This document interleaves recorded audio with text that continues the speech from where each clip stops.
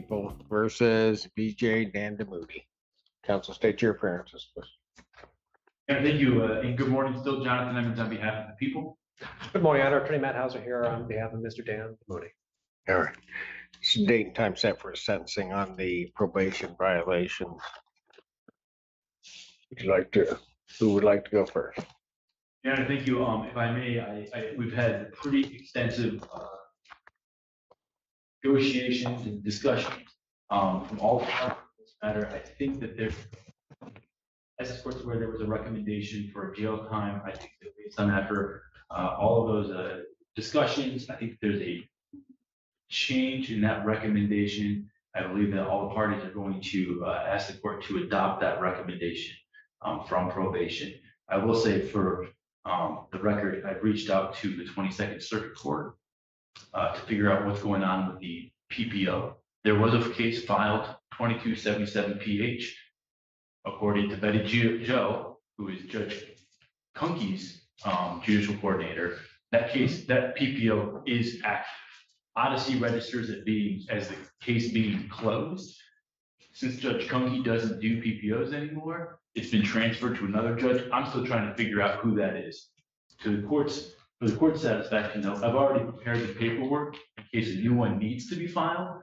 And so hopefully we can get that all taken care of within the next 24 hours. Okay, very good. I guess first off, Your Honor, as it relates to PPO, yes, the defense would stipulate to the PPO be extended and obviously ensure that any and all paperwork that needs to be processed does get processed. Back in late fall of last year, when right before we came to this court, before sentencing, the motion to modify the PPO was filed by my office. We did agree to that 5-year extension, and we stand again today will of course abide by what we agreed to at that time. We have received a copy of the updated recommendation from the probation department.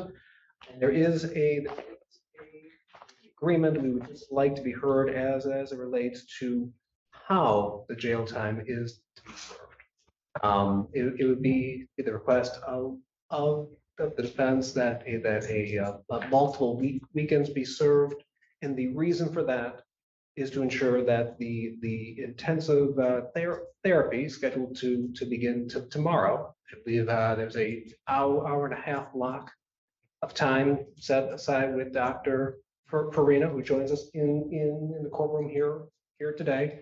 Dr. Farina and Mr. Dandamoody will be meeting every day, Monday through Friday. They're going to increase treatment from 3 days to 5 days a week. Getting into this treatment will be absolutely critical to ensuring this sort of behavior does not occur again. And Mr. Dandamoody is going to be spending time in jail. That's going to further set us back from accomplishing that goal. More importantly, Dr. Farino has known Mr. Dandamoody for, if my recollection serves me correct, about 10 years.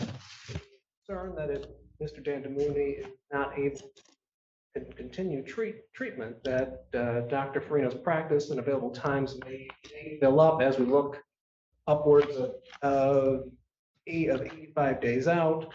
That would mean that when Mr. Dandamoody is released from the Washtenaw County Jail, he may need to now seek a new doctor and almost sort of start from square one, redevelop that personal connection, that personal relationship, which could then further impact the successfulness of his treatment. The type of intensive the type of intensive treatment that he is on has a big point that has been a talk therapy method, and what that means is there's this need almost on an everyday basis, as we've seen Dr. Farina to be in contact with Mr. Dandamoody. That break couldn't cause more harm than good.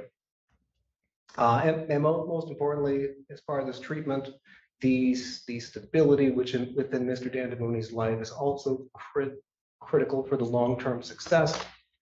And any break in that again sets us back and potentially leaves us in a worse position when Mr. Dandamoody is released and makes likelihood of a positive outcome a little more harder to obtain.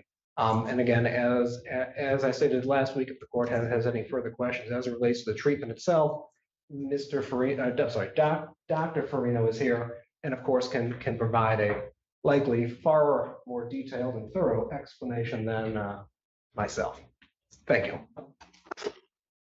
Well, I will hear from anybody before I announce sentence. I mean, I don't have a problem with that. The fundamental question from this court standpoint is that, at least initially, is that while he's under this treatment, I mean, this gentleman hasn't made it a year from the time I sentenced him, before we start getting these violations. And it's not just a simple violation of one reach out and contact. I got 160 communications to this young lady. So for that to occur basically over it's like about a 3-week period of time, where was the treatment then? Sir, you can come up to the podium and address the court if that's what you want to do. Yes, I think that's a really important question. Thank you. Yes, at this time, I would defer that question to Dr. Farino, as he's in a better position than myself to answer that, Your Honor. And I guess, and just for the record, while it was less than a year than when Mr. Danamudi was sentenced, this case began in February 22, so it was more than a year in which communication took place. Just so the record. Good morning, Your Honor. I'm Dr. Farino. I'm a board certified psychiatrist licensed here in the state of Michigan. I've known Mr. Danamudi for 10 years. When these events occurred, initially, Mr. Danamudi was in an actively psychotic state. He thought he owned the pyramids of Giza. He thought God was in his living room. He thought that he was responsible for putting the moon in the sky at night. He thought he was the president of the University of Michigan and owned the University of Michigan. He thought that Ms. Hodge was 4 gods in one, several Indian gods, several, also the Virgin Mary, I believe. He also believed that he had to protect himself from Jennifer Aniston, who, along with other religious fanatics, was going to try to kill him. And he also urged people not to eat beef because the Indian god responsible for the protection of animals would come down and destroy us. That was his state of mind when these were sent.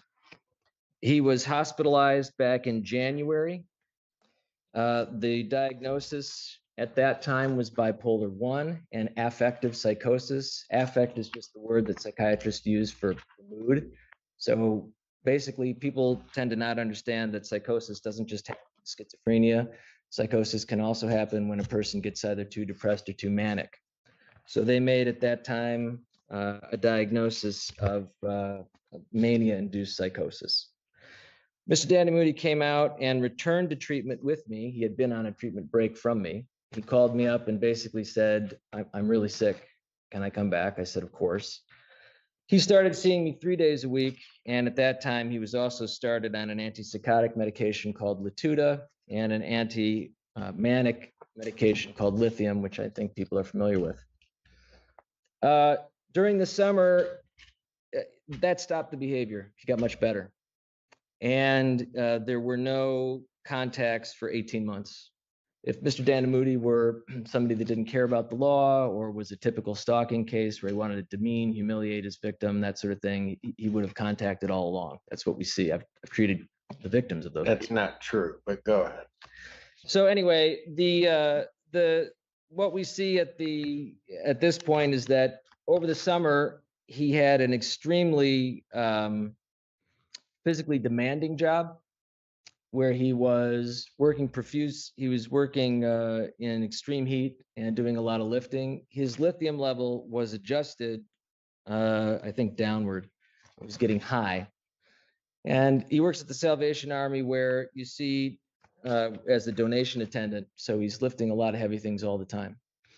When the giving season, which I guess is in the summer, when that giving season was over and the weather cooled, he stopped being essentially dehydrated. and his lithium level went from 1.0 to 0.2.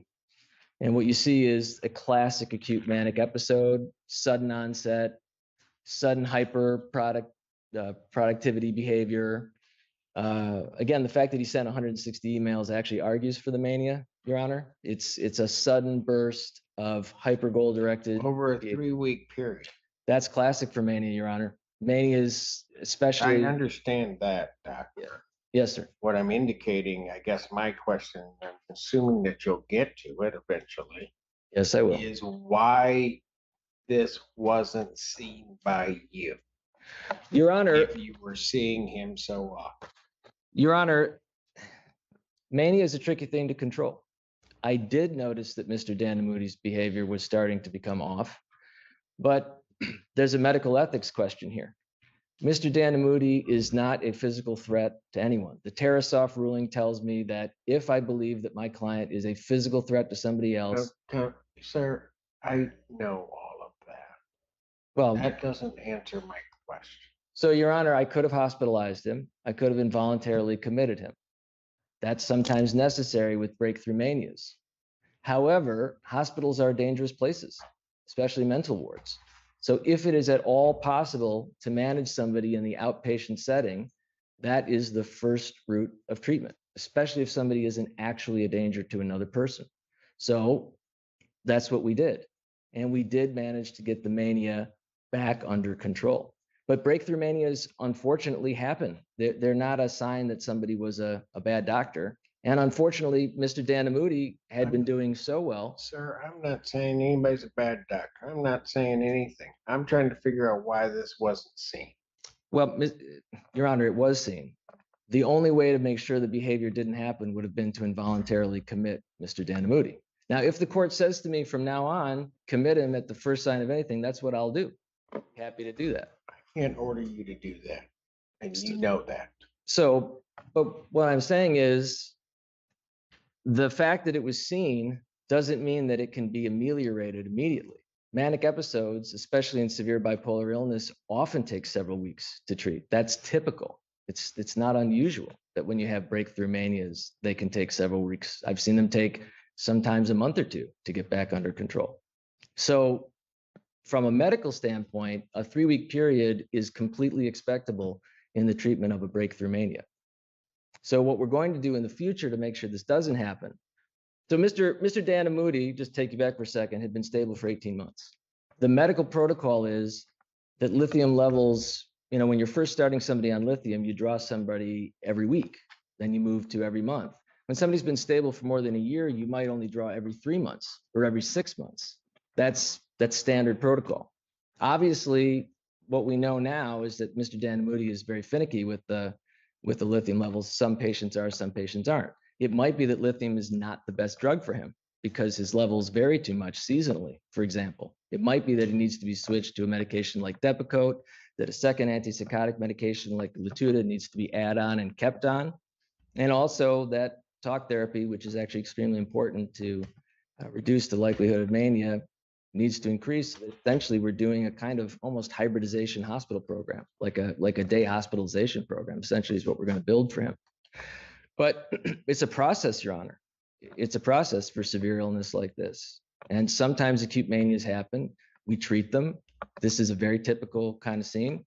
I would like to increase treatment as much as possible so they don't happen again. In order to do that, I need to see Mr. Danamuti as often as possible. He needs to get very frequent medication visits.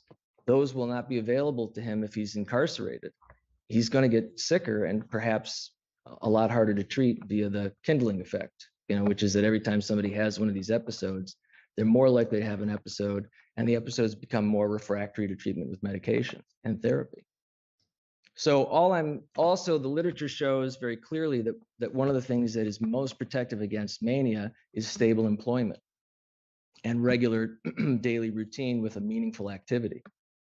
So what I'm asking is that we do the thing that will be most likely to make it so that this doesn't happen again. And again, we're going to use multiple medications this time instead of just one, and I'm going to see him every day of the week. And that's what I'd like to see happen. interrupting that, Your Honor, could make it so that, I mean, he is going to get manic and psychotic again if we interrupt that, if we interrupt it. And then it's going to be a lot harder to treat. Thank you. Thank you. Thank you very much, Ron. Defendant like to address the court or anything you'd like to say?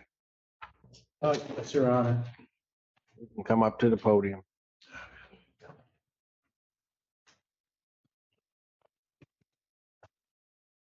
Your Honor, if I may be able to address this in court, I think that we've all planned that he's going to plead to this violation, but I don't know. You already did. Oh, you already. Great. Okay, thank you. I will take my seat. Thank you. Your Honor, I'm just going to read this from this document because it's pretty nervous right now. I am deeply sorry, Your Honor. I'm especially sorry and remorseful to Ms. Hodge. It was not my intention to cause any distress to her. I am extremely disappointed and surprised that I got manic again after following all of my doctor's recommendations regarding therapy and medication for the past 1.5 years without a single incident. I was not in the right state of mind when I sent those emails and did not understand the nature of what I was doing. Not only emails to Ms. Hodge, but I've sent emails to other people under the same manic episodes. I'm determined to overcome my mental condition and eager to accept my doctor's advice so this never happens again. I'm very sorry, Your Honor. I'm very sorry to Ms. Hodge and their family and all of their close ones for all the pain that I've caused. It was not intentional. I'm not in control of my disease, and I'm sorry. No, you can stay right there at the podium. Now, so, Mr. Allen. Thank you.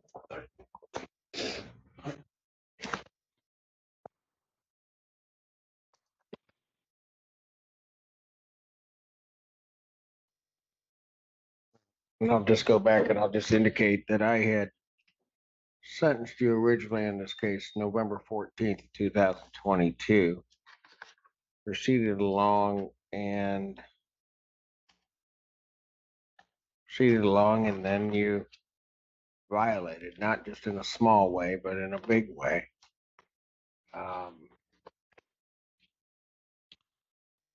And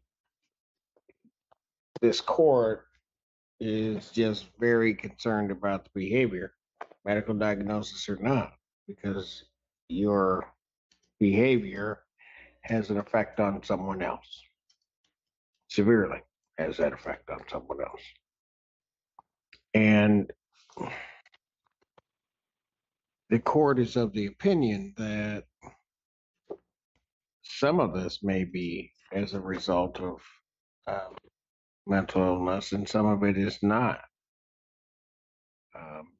I've gone through in great detail this case. And this court will certainly having to balance some penalty or some sanction for you in regard to sentencing. Also, this court is very mindful that there is a victim in this case that also needs this court's protection. You were placed on 5 years probation. The reality, and I get counsel's point in terms of when to plea and when things come up. I place you on 5 years probation, you haven't made it a year. And we have this come up. And it's not just small. I mean, it ain't 160.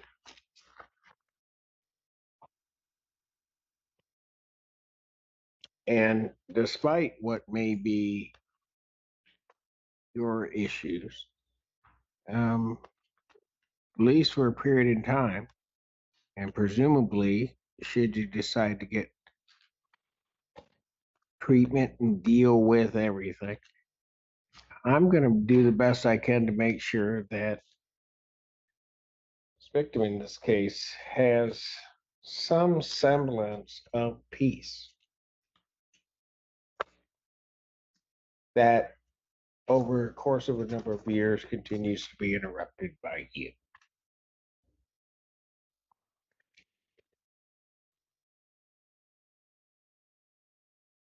And so you know, I'm going to make it very clear to you, sir. You bother her again, we're going to be right back here. And you're going to be right back here dealing with me.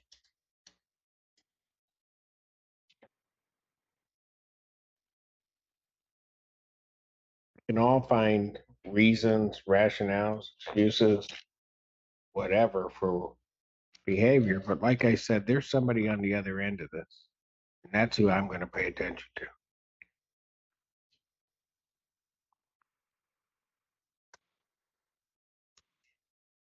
I'm going to continue the probation with the conditions as previously ordered. When available, he's to attend intensive mental health treatment, follow all recommended care, including medication protocol. I'm going to further order that the defendant is to use, there's to be no use of electronic communication except for medical and or court purposes. Court purposes would include communication with your attorney, certainly. I am going to order that you serve 85 days in the Washtenaw County Jail for your violations to date. I will consider 30 days. I will consider release after you have served 30 days. I'm going to require upon your release that you be fitted with a GPS tether prior to release from custody, and that tether is to be home confinement until further order of the court. Additional terms of the GPS is that the defendant must remain in Calhoun County, the county of your residence. You are not to go to the following counties: Washtenaw, Monroe, Wayne, Jackson, Livingston, Oakland, Genesee, Saginaw, Bay City, Aranac, Ogama, Crawford, Ascota, Kalkaska, Otsego, Emmett, Grand Traverse, Atrim, or Charlotte. You are not to enter any of those counties in the state of Michigan. There has been an agreement, and to the extent the court intends to enforce part of the plea agreement, that 5-year PPO will be in effect, and counsel has acknowledged that they will make sure that that occurs. I will set a review hearing January 8th, 2024 at 1 p.m. to see where you are at that particular point in time. Counsel, I would, if you want to send me additional medical documentation regarding that in terms of an early release, it would go into my consideration, but I'm not guaranteeing anything in that regard. Defendant is remanded. Thank you, Your Honor. Thank you. Yeah. All right.